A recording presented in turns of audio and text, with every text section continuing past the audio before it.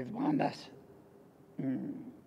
sigamos aprovechando estos momentos que nos ofrece este fenómeno de la pandemia para que tengamos unos momentos de reflexión sobre algo que nos constituye a nosotros y que si lo cumplimos nos hace felices y eficaces en la Iglesia. Es el carisma fundacional. Y dentro de ese carisma fundacional que naciera tan fuerte y se realizara con tanta fuerza en Santa Teresa, estamos viendo un capítulo muy interesante y variado, las circunstancias que de alguna o de otra forma influyeron en la obra teresiana. Yo y mis circunstancias, decía el filósofo. El yo lo veremos más adelante, que es el yo de Teresa. Pero ahora nos interesa las circunstancias.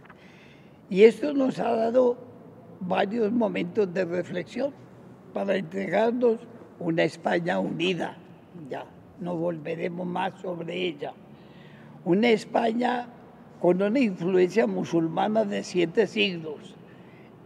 Una mística musulmana que influye mucho y tiene sus parecidos y contactos con la mística carmelitana. Una España judía, con todas las características de esa raza, de la religión judía, etcétera, que también toca directamente a la personalidad y a la obra de Teresa. Una España renacentista. Aquí nos detuvimos mucho porque el Renacimiento, ese renacer, influyó enormemente en la obra de Teresa, en su persona, en su hacer.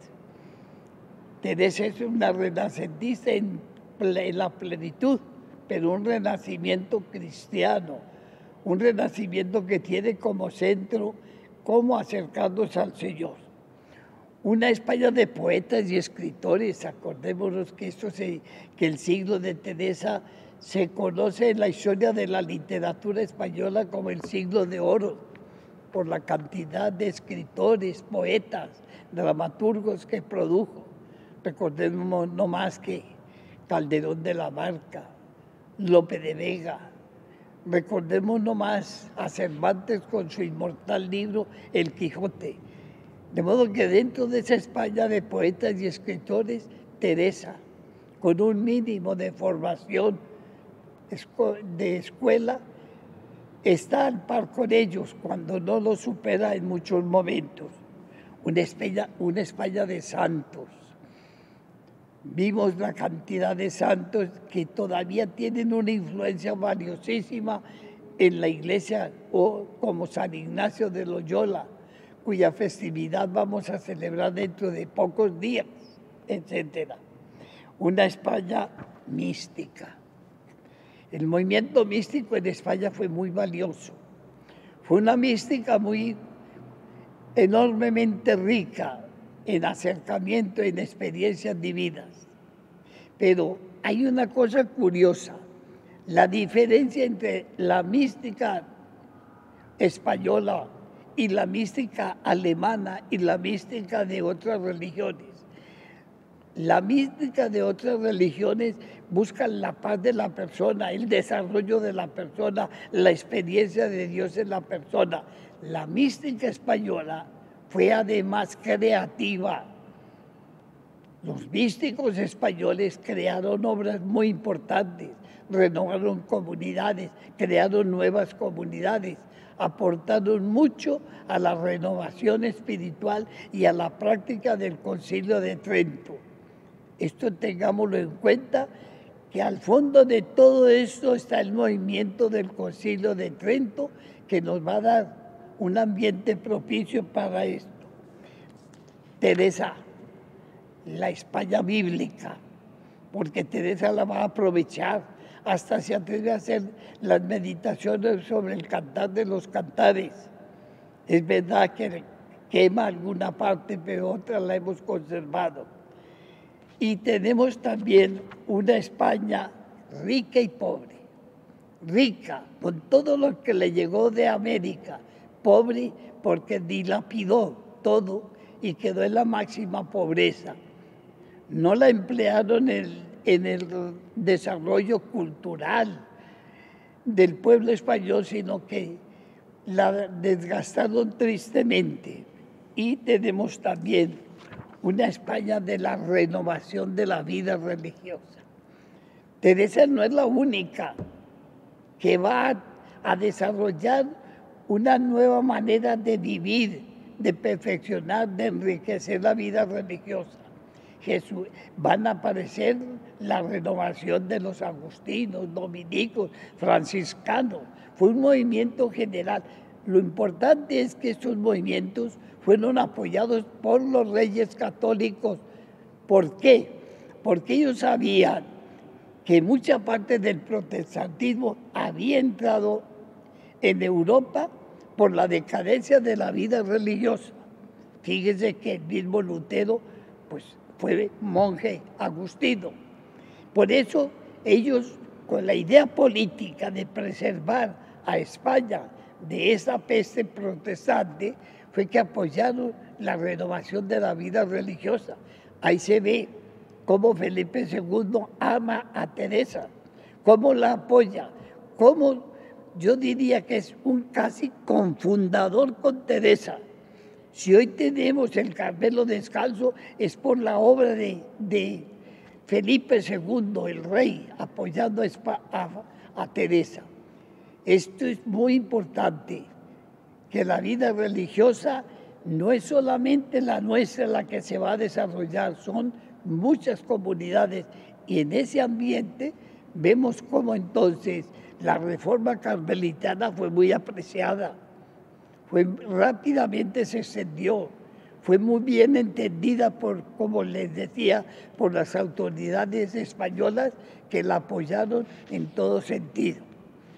Y tenemos también, en todo este complejo de circunstancias, una España muy rica en moral, en vida, en ascetismo, en vida cristiana, pero a la vez, como lo vemos muy palpable en todas las novelas ejemplares de Cervantes y en las demás novelas de la época, una moral popular muy baja.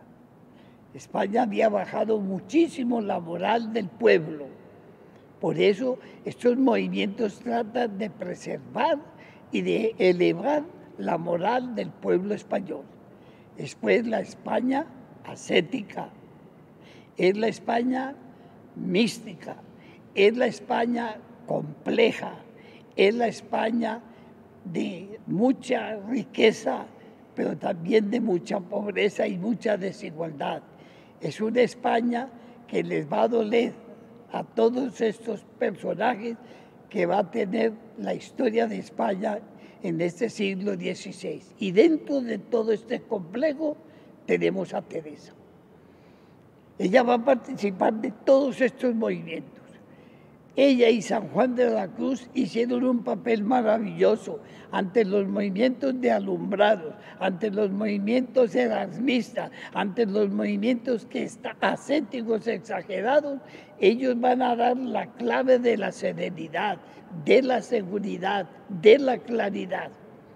Esa es la labor principal de ellos y aportaron para siempre criterios, normas de gran fidelidad al pensamiento y al obrar de Jesús.